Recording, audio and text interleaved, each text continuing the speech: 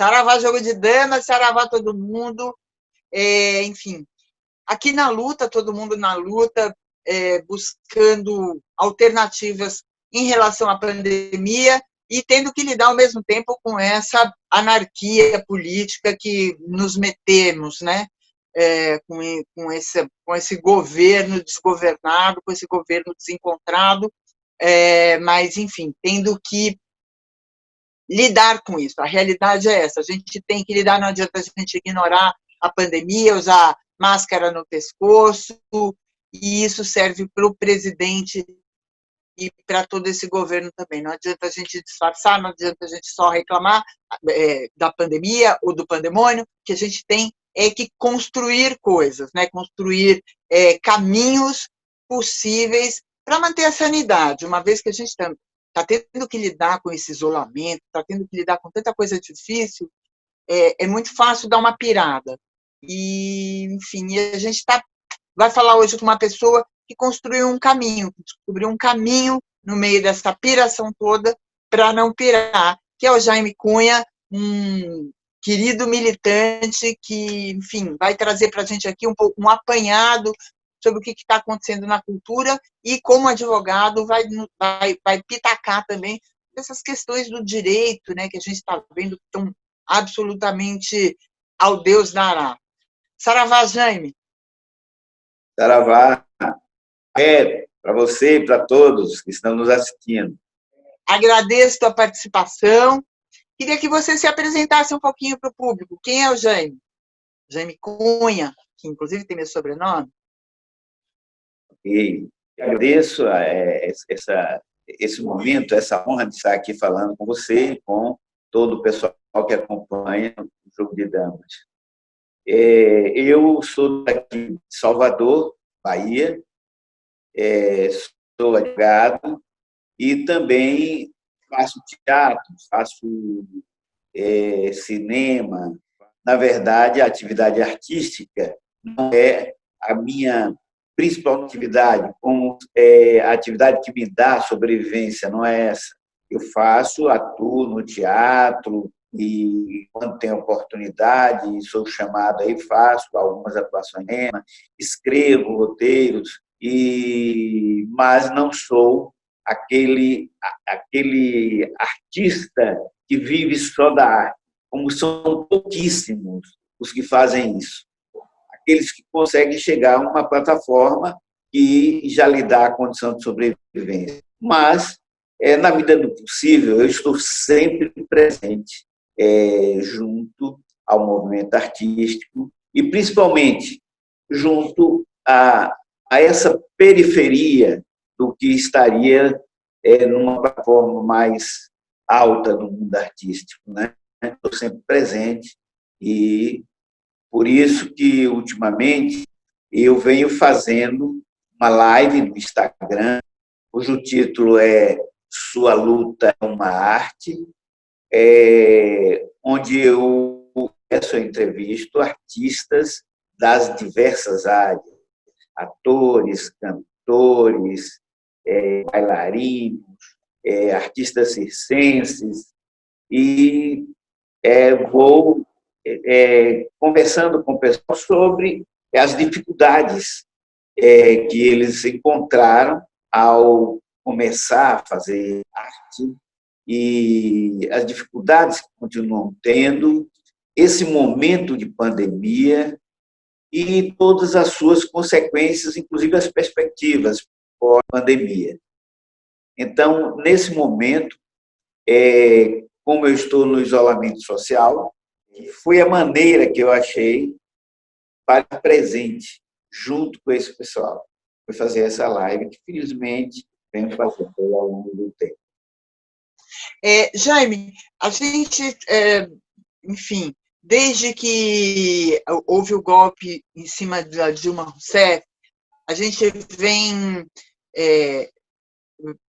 pleiteando, né, atenção a áreas muito importantes, né, como saúde e educação. Na verdade, não é só desde o golpe, é desde sempre nesse país, né, mesmo durante os governos chamados de esquerda, a gente sempre lutou por essa questão da saúde e educação, que ficaram mais expostas, né? As carências ficaram mais expostas depois do golpe, uma vez que foram tirados recursos importantes de saúde e educação, né?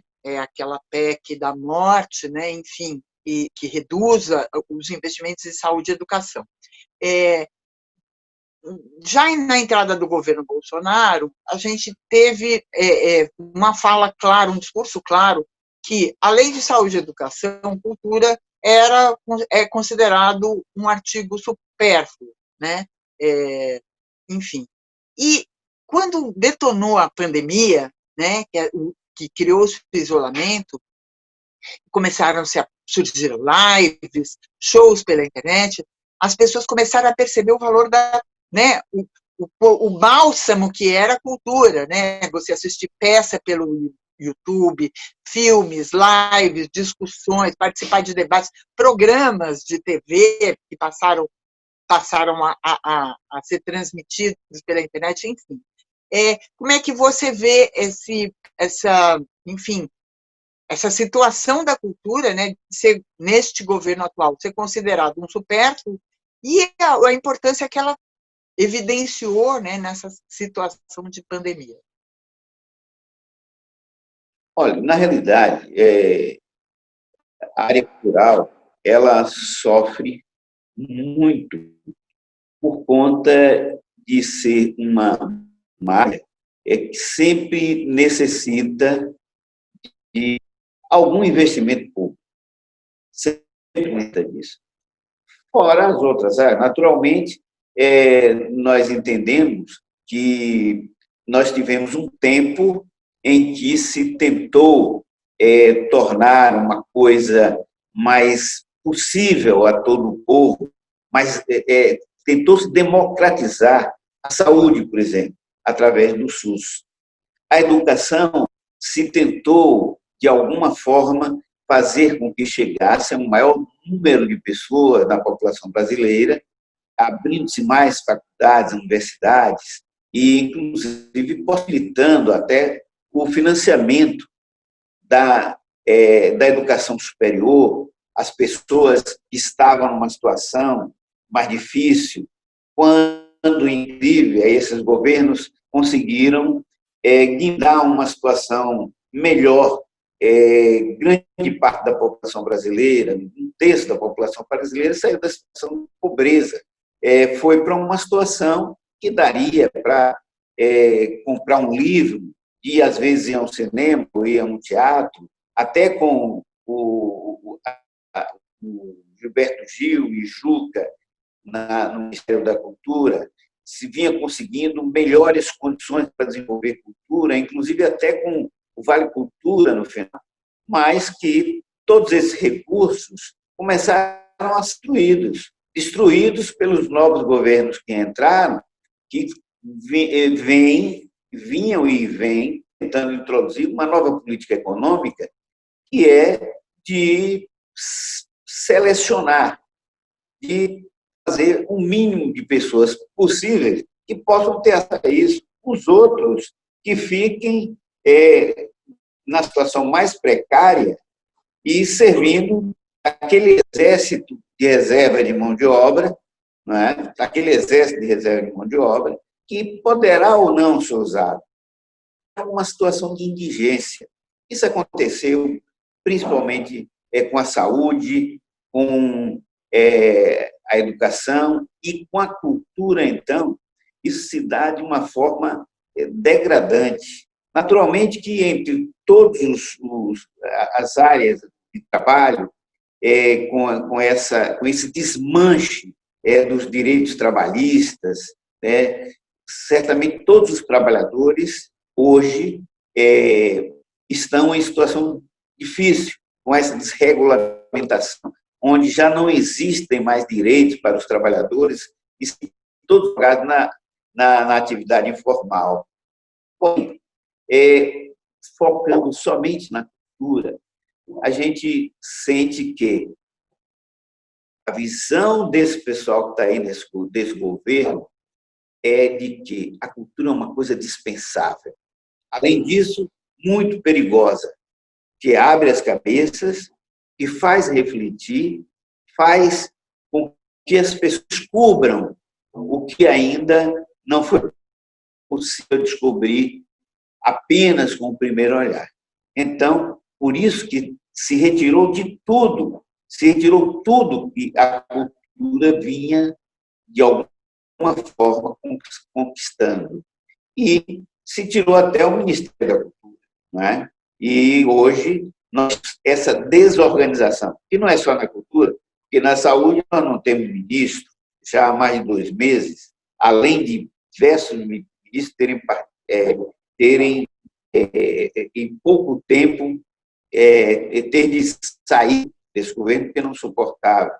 Na educação, a mesma coisa, né? Ter se colocado à frente da educação pessoas totalmente inaptas. E agora vem um outro ministro, que já tem um indicado. Às vezes é indicado, mas antes de ser empossado, já perdeu a possibilidade de ser ministro.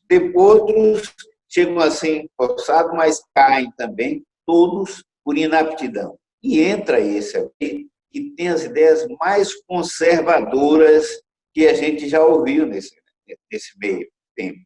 Agora, na cultura, infelizmente, quando a gente presencia a posse de um presidente da Fundação Palmares com um discurso totalmente racista, onde se deveria estar a defender a igualdade, onde se deveria defender direitos que os negros do Brasil defendem, desde quando foram, entre aspas, emancipados da escravidão, aí a gente vê que não tem saída. E, infelizmente, se traz para a Secretaria de Cultura artistas que vão de encontro a tudo que pensam os artistas brasileiros. Então, a situação é cada vez mais difícil para a cultura. E nessa pandemia, então, fica muito difícil.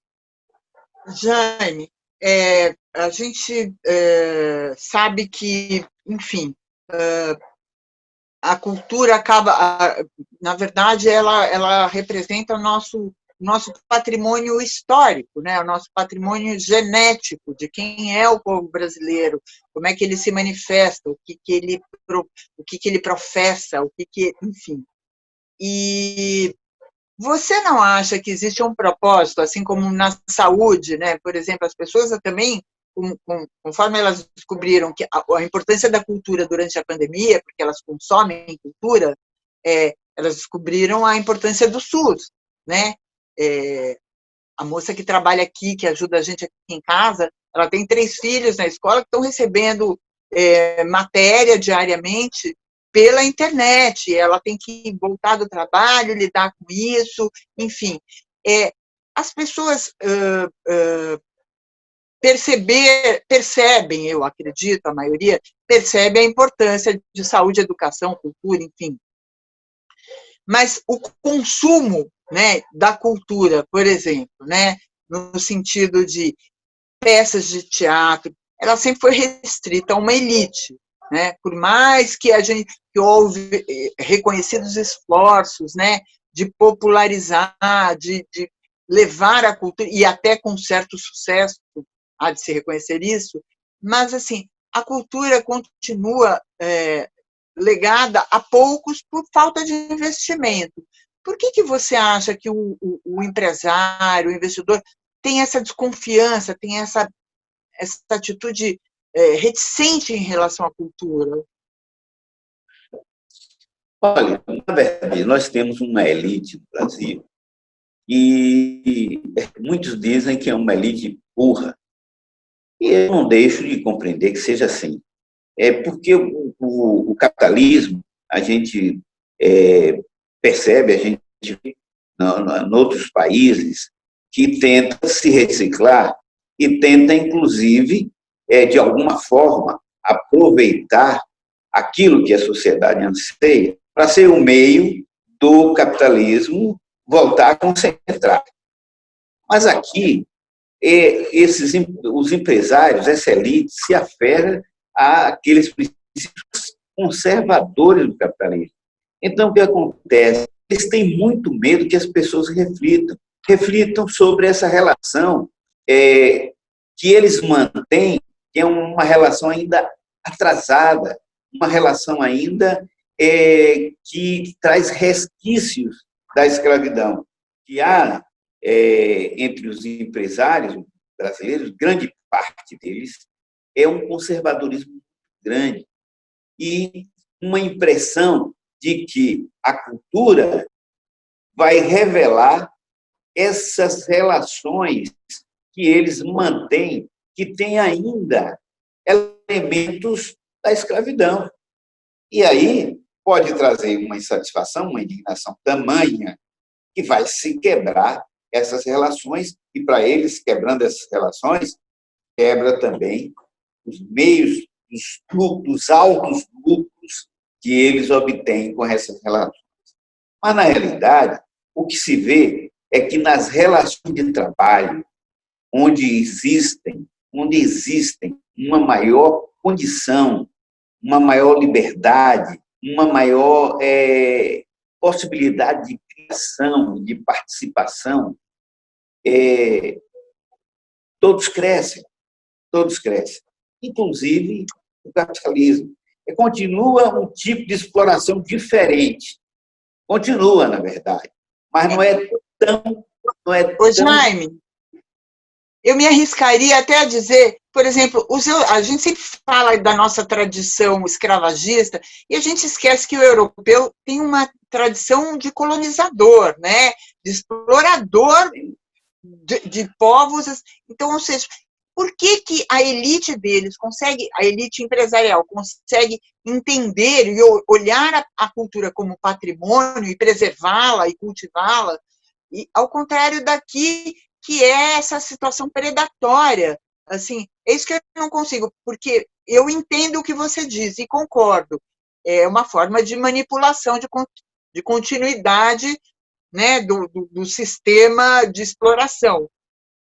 Mas, por outro lado, é uma burrice, né? Porque já se provou que a cultura gera dividendos às empresas, né? Tem empresas, poucas, mas empresas que já entenderam isso. Eu lembro que, antes do desmonte da Petrobras, a Petrobras era uma grandíssima incentivadora da cultura em todos os níveis, não era só da grande cultura, da cultura escolástica, não, de pequenos projetos também. Eu lembro disso, assim, de amigos que levavam projetos na Petrobras e tinham projetos aprovados, projetos pequenos, de pessoas desconhecidas. Por que o empresariado brasileiro ainda não entendeu, né, essa importância da cultura, inclusive para o próprio negócio dele? Eu acho que o empresariado brasileiro, ele, além eu acho que o empresariado brasileiro, acostumado a ter superlucros, eles sempre atribuem esses superlucros a esse tipo de relações, essas relações que são mais expoliativas. O empresariado europeu, vamos pegar a Europa principalmente, já vem de uma outra experiência. Eu acredito que que o capitalismo desses países, chamamos centrais, eles tiveram também uma ajuda muito grande das riquezas que levar desses países que hoje se debatem com o subdesenvolvimento ou que dizem que estão se desenvolvendo, em desenvolvimento. Mas eles levaram muito dessas riquezas. E isso ajudou uma situação de bem-estar dos trabalhadores com mais facilidade. Isso, inclusive, não só porque tiraram daqui riquezas, levaram para lá e fizeram como benemérito dos trabalhadores, não, mas porque a luta dos trabalhadores desses países já exigiam e tinham uma força muito grande e eles tinham que dar para não perder os dedos. Então, eles teriam que tornar essa relação de alguma forma para que se entendesse que não estava ainda naquela exploração anterior. Né? Então, eles tinham que, de alguma forma, mudar essas relações e também tiveram uma ajuda muito grande das riquezas que arrancaram daqui, dos outros países pelo mundo, com a colonização, e depois, e mais recentemente, através do capital financeiro, através dessa exploração que fazem por meio das finanças, dos empréstimos ou até de investimentos nesses países, onde eles tiram uma lucratividade alta. Eu acho que tudo isso favoreceu. Mas há uma outra mentalidade na Europa. E há uma outra mentalidade justamente porque ou fazem assim, ou um povo que já tem uma história muito mais longa do que a nossa e uma história de lutas, não de submissão, como foi a escravidão aqui, como foi a escravidão em outros países aí, entendeu? Onde o escravo sempre achava, olha, é melhor estar aqui sendo escravo do que liberto. Porque liberto, o que eu vou fazer? A verdade era isso. O que é que eu vou fazer como liberto? Pois, mas não se dava nada, entendeu? Não se indenizava. Então, quem saía dali, saía para morrer de fome. Saía para morrer de fome, o preconceito era muito grande, está entendendo? Por quê? Quem vem de uma situação de escravidão, saindo daquela situação, vai sofrer o preconceito do racismo, que tem uma força muito grande e subjuga também. Então, o que acontece?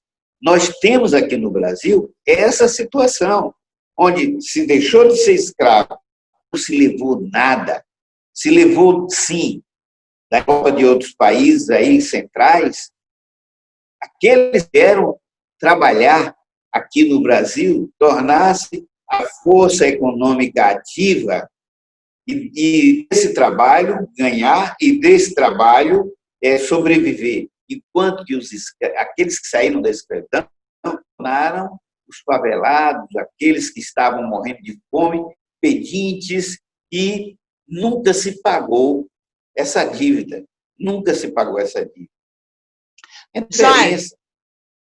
Jaime, isso que você falou, eu lembrei, recentemente houve uma briga entre o Maduro e a Inglaterra, o governo da Inglaterra, o Maduro estava requerendo o ouro, né, que a Inglaterra havia levado, e ele acabou conseguindo, parece que, mas a princípio houve uma certa resistência. Ou seja, a mentalidade, na verdade, é a mesma, do europeu e do brasileiro explorador. É a mesma. O que diferencia, e é isso que eu queria explorar mais contigo, é a questão da cultura.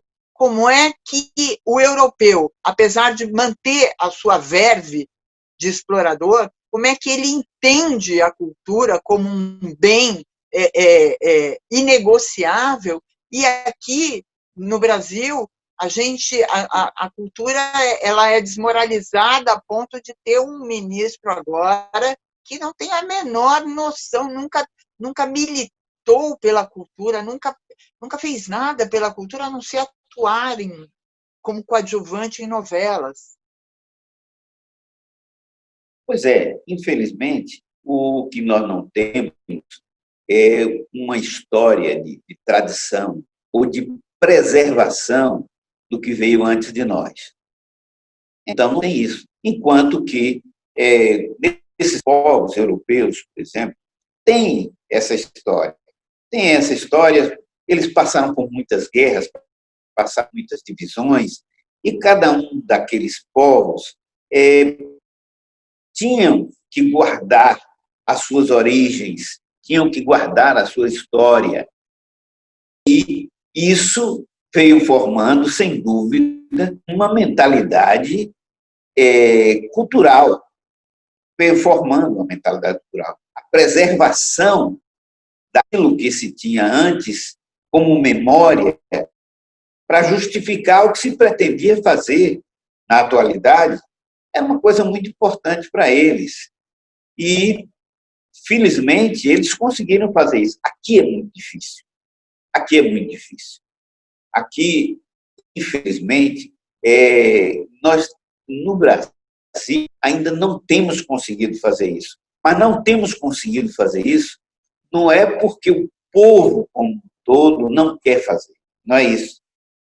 É porque as elites, terem seus privilégios, eles fazem de tudo para que não se conheça o passado, não se conheça a história e não se revele como foi construída essa história. E quem revela isso, de uma forma assim, generalizada, para se dizer, é a cultura. Se revela isso numa peça de teatro, é num filme, é num poema. Se revela isso num livro escrito, é no trabalho do artesão, é na música, é na dança que se resgata o que se fez desde lá atrás. Então, para essa elite é um perigo. Para essa elite é um perigo. Mudar a cabeça dessa elite é a coisa mais difícil que existe. Jaime, a gente está caminhando aqui para o final da entrevista, queria voltar agora para falar um pouquinho da situação dos artistas, né? Recentemente, a duras penas foi aprovada, né, a lei Aldir Blanc, né, que foi bem comemorada como um dos ganhos. A gente tem tão poucos ganhos e a gente tem que comemorar, sim, esses alguns ganhos. Como é que está a situação e o que pode ser feito, né? Porque não esperando de governo, mas esperar da iniciativa popular mesmo. O que a gente pode fazer para contribuir, né, com os artistas que a gente sabe, muitos estão passando literalmente fome. Na realidade, o trabalhista é um trabalho que, nesse momento, fica muito mais difícil, porque depende sempre de aglomeração. Você vai num teatro, é uma aglomeração. Vai num show, uma aglomeração. Vai num barzinho onde se toca um violão, é uma aglomeração. Você vai num museu para ver um quadro, há uma aglomeração. Você vai ver um espetáculo de dança, é uma aglomeração. Então, temos essa dificuldade. Por outro lado, grande parte dos artistas não tem um plano B, como disse um dos meus entrevistados aqui. O que seria um plano B? Um emprego, um outro trabalho que faz ao mesmo tempo, que lhe dá uma renda suficiente para a sobrevivência. Então, grande parte dos artistas não tem. Então, a lei emergencial chegou, e chegou por uma pressão popular. Chegou porque no Congresso e no Senado houve muita pressão que fosse aprovada com R$600, que são R$20 por dia para aquele profissional que, se conseguisse cadastrar, mediante todas as dificuldades que essa lei impõe, que a lei ainda impõe dificuldades, entendeu? E R$10.000 para as casas de espetáculos, etc. Tem despesas para pagar, tem os técnicos que são empregados, tem luz, tem água, tem impostos e etc. Né? Então, a lei não é suficiente, mas é uma coisa boa. Espero que os artistas não pensem que isso o governo federal nos deu. Não, o governo federal não deu nada, o governo federal não queria dar, por pressão queria dar 200, e por fim conseguiu tirar a força 600. Então, o que eu digo é o seguinte, é que nós ainda vamos ter muitas dificuldades para receber esse valor, aqueles que necessitam mesmo receber, porque está chegando atrasado, uma vez que 3,5 bilhões vão ser, e acho que é uma coisa boa, destinada aos estados e aos municípios, para que eles distribuam. Agora, como vai ser distribuído isso? Quando é que vem esse dinheiro para os artistas? Ainda não tem um plano. Tem municípios que não sabem como vão cadastrar. Os trabalhadores, os artistas, até de Salvador, estão se organizando aqui e na capital e ainda não sabem como isso vai ser feito. O município tem que planejar, e o Estado também, e distribuir uma plataforma que seja capaz de facilitar, de incluir esses artistas, porque não é fácil. Entendeu? Então, eu vejo esse momento um momento muito difícil. O momento posterior à pandemia, então, vai ser uma dificuldade muito grande, porque essa retomada vai ser coisa de louco, né? Porque essa retomada ninguém sabe como é que vai ser, não é? Porque diz assim, não, mas aí vai ter emprego, como? Vai produzir para quem? E o povo Não, e vai tem um problema, para consumir cultura vai faltar dinheiro, as pessoas estão sem dinheiro, tá todo mundo sem dinheiro, vai como é que vai consumir consumir? cultura? Como é que vai no teatro? Como é que vai no cinema? Como é que compra um livro? Está sem dinheiro. Pois é, a economia agora está em movimento porque com aqueles 600 reais do auxílio emergencial, o pessoal compra alimentos. Um outro que compra alguma coisa que não seja de primeira necessidade, mas compra alimento. Que as pessoas precisam primeiramente, entendeu? Então, cultura, para quem está passando fome, é uma coisa secundária, infelizmente. Então, vai precisar que tenha plano mesmo de investimento público. Jaime, eu queria te agradecer novamente, foi muito bom falar com você, muito bom esse tema, acho que esse tema tem que ser mais explorado, inclusive. Agradecer a todo mundo que veio aqui, que acompanhou essa entrevista, não deixem de assinar o Jogo de Damas, JDD, no YouTube, acompanhe a gente no Facebook também, a gente agradece muito. Jaime, as últimas palavras são suas, fica aqui meu saravá adiantado. Ô, Niobe, eu quero agradecer muito a você, a Poliana, por ter lembrado e me convidado. Excelente Jogo de Damas, inclusive já assisti antes de vocês, e agradeço a todos aqueles que estiveram aí também, muito obrigado. E desculpe o que não foi possível, porque o tempo realmente é até para a gente desenvolver, por último, essa questão da cultura especificamente, mas... Desculpa para você ter que voltar aqui. Saravá! Se acontecer, estarei às ordens. Muito obrigado, axé. Beijos, um abraço. Meu cantar é um apelo que eu faço a Nanaê.